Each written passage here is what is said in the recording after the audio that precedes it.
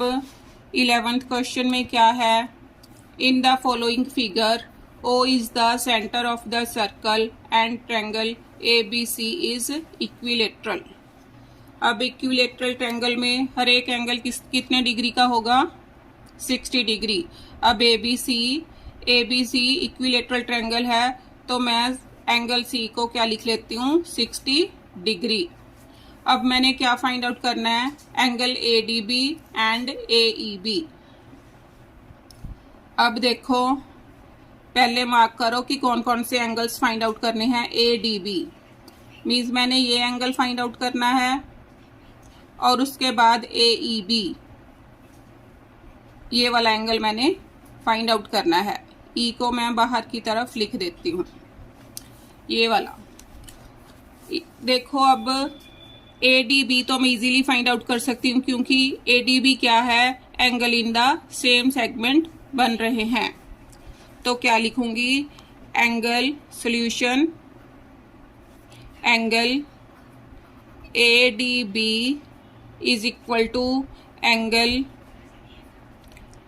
ACB is equal to 60 degree. Reason दे देना है, एंगल इन सेम सेगमेंट। अब ये मेरा 60 डिग्री आ गया। अब मेरे को क्या चाहिए, मीन्स मैंने E निकालना है, मेरे पास एंगल एट द सेंटर चाहिए कि ये कितना होगा। अब देखो सरकमफ्रेंस के ऊपर कितना एंगल बन रहा है, 60 degree. Angle at the centre क्या होगा, सरकमफ्रेंस के एंगल का डबल। क्या लिखेंगे, angle AOB is equal to 2 times angle ACB।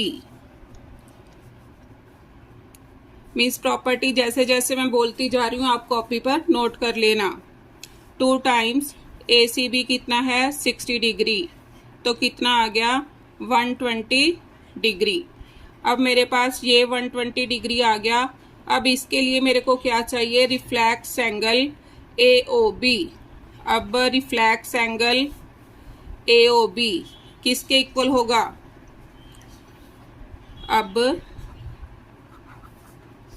Reflex angle AOB किसके इक्वल होगा, 360 में से 120 में माइनस कर दूंगी तो कितना आ गया, 240 डिग्री।